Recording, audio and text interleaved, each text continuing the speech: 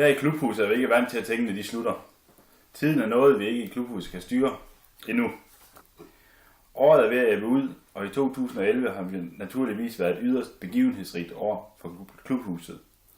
En af de store tragedier, som ramte klubhusets ånd, var Bamses død. Det blev naturligvis i klubhuset æret med kampdruk til tonerne af I en lille båd, der gynger, den velkendte installatørsang og andre af Bamses store hits. Som alle er bekendt med, døde legenden Bamse grundet en tragisk overdosis af fed brun sovs. Dette var en oplagt mulighed for klubhusets medlemmer at teste deres modstandsdygtighed over for denne form for biologisk krigsførelse. Efter en aften i videnskabens tegn kunne vi konkludere, at samtlige af klubhusets medlemmer var mere eller mindre immun over for denne form for biologisk krigsførelse. Gennem 2011 har vi kreeret mange forskellige baconfyldte retter. Toppunktet af disse var helt klart den 24. april, hvor vi forsøgte at lave den legendariske Bacon Explosion. Resultat: ubetinget succes. Selvfølgelig, da alt i klubhuset som bekendt ender i succes. Klubhuset kan naturligvis ikke udlægge bacon i nogle retter, men kan bekræfte, at det er yderst delikat i forbindelse med blandt andet and, lammekølle, flettet omkring kulottesteg, nakkesteg, baconsmør og den velkendte pølse i svøb. Den kan vi naturligvis anbefale, at man nyder kl. 12. I 2010 og i starten af 2011 var det skik i klubhuset at være indehaver af en HTC Desire. Vi har efterlevet denne skik gennem næsten hele år 2011, men måtte desværre i slutningen af året vinke farvel til denne ven af klubhuset, et stykke innovativt teknologi. I denne anledning vil vi bede alle Desire-ejere om at tænke på deres trofaste kampagnon og spørge dem selv, og ikke spørge sig selv, hvad kan min Desire gøre for mig, men hvad kan jeg gøre for min Desire? Dette var et spørgsmål Fede aldrig kom til at stille sig selv. Han har gennem hele hans liv aldrig ejet sådan vidunder, men derimod klynget sig til diverse affaldsprodukter. Dette har selvfølgelig resulteret i, at Fede har været til dels udstødt og uden for visse Desire-ritualer, såsom for eksempel Desire-dansen. For nylig oplevede vi nok den eneste anden situation, hvor vi blev nødt til at udstøde et medlem af klubhuset. Claus havde været tankeløs nok til på klubhusets Facebook-side at synes godt om Frederikshavns Maskinmesterskole, og lad os i denne sammenhæng slå totalt fast, at klubhuset vil ikke og aldrig kommer til at synes godt om Frederikshavns Maskinmesterskole. Lige godt hvor meget Claus' studerende der. Denne uheldige situation har resulteret i, at Claus i dette øjeblik ikke længere er administrator på klubhusets side.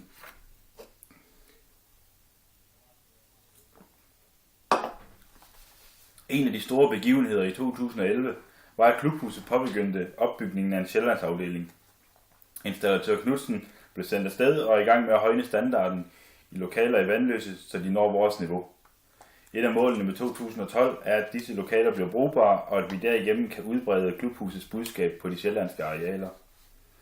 Vi har altid her i klubhuset været meget imponeret og fascineret af verdenshistoriens største tyv, og nu har han fået sin egen biografi.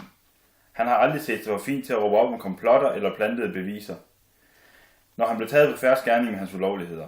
At bruge det klassiske trick, hvor man imiterer et håndvåben, mens man råber hænderne op, er en af hans mange ufine metoder til at neutralisere hans modstandere. I hans nye biografi, som i øvrigt har titlen Enhjørnens Hemmelighed, ser man mange eksempler på hans kriminelle evner. Vi kan blandt andet nævne et indbrud på Møllenborg Slot, tyveri af 2 flyvemaskiner, tyveri af en motorcykel og meget andet.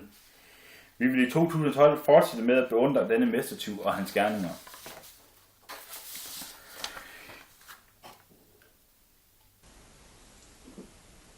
Skål. Vi vil i denne festlige højtid gerne benytte lejligheden til at afsløre en af klubhusets største hemmeligheder. Hemmeligheden inkluderer personligheder som Sean Connery, Sylvester Stallone, B.S. Christiansen og Visti Vistisen. Ingen kan hermed længere være i tvivl om, at der er tale om klubhusets liste over personer, vi gerne vil drikke en øl med. Dette liste har taget os over et år at sammenstykke, uden at endnu at strege nogen personer af listen. I 2012 regner vi stærkt med til at hul på det eventyr, det er at drikke øl med disse personer. Den endelige og komplette liste er stadig en højt bevogtet klubhushemmelighed.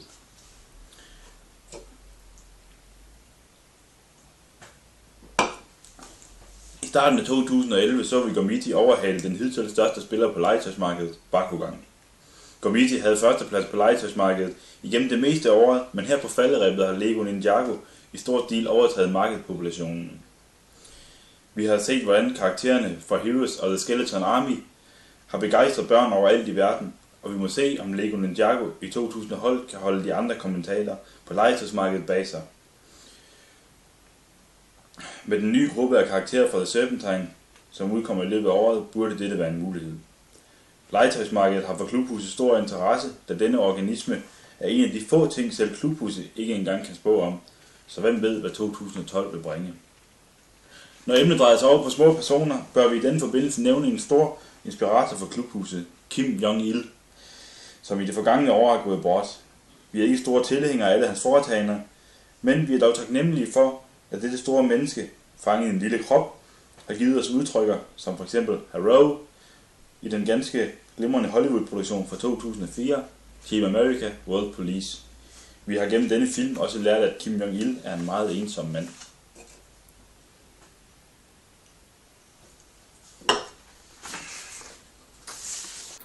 Et emne, vi også har haft intentioner om at komme ind på under denne historiske tale, er baconstatistik. En overskrift, som giver grund til stor glæde, men da langt de fleste notater til denne tale er taget nedskrevet under påvirkelse af alkohol, betyder det, at vi ikke kan huske de nærmere tanker bag baconstatistik. Det vil vi derfor gøre som et mål for 2012, at Klubhuset skal genskabe netop idéerne bag dette emne. Det alt overskyggende højdepunkt på verdensplan i det snart overståede år vil for alle være Klubhusets første fødselsdag. Klubhuset er som bekendt skabt den 2. oktober 2010, men hvilket blev fejret på behørig vis startende lørdag den 1. oktober til en gang søndag på denne historiske dag. I år 2011 faldt denne begivenhed meget passende på en helligdag, men i fremtiden bør denne dag have sin egen status som verdensomspændende helligdag.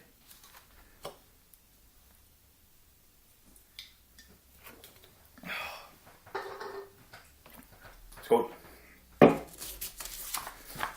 Internt i Klubhuset blev denne begivenhed fejret med en omgang go-kart og bowling. Et arrangement, som naturligvis udviklede sig til flere mindre håndgemæng under påvirkelse af alkohol. Hvilket man kun kan kalde en naturlig udvikling, da vi alle er vindertyper af højeste kaliber. Dette arrangement blev efterfulgt af en naturlig omgang kampbrug, hvor vi ikke bør komme ind på de nærmere detaljer i dette forum.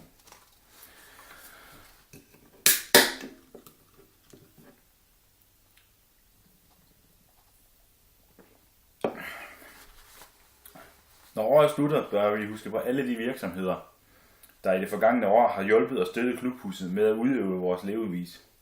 Af de mest markante etablissementer, som vi har gjort brug af, kan vi nævne Postgården, Body Holly og Pegasus, City Pizza, Pizza Chow samt Superbest. Disse virksomheder vil vi gerne takke for det gamle år, og vi håber på et lige så godt fremtidigt samarbejde i år 2012. Klubhuset takker alle dets fans og samarbejdspartnere igennem 2011 og ønsker dem alle et godt nytår, samt håber på, at de ligeledes vil videreføre Klubhusets levevis i år 2012. Hermed ønsker vi alle et godt nytår. Gud bevarer Klubhuset. Skål! Finish!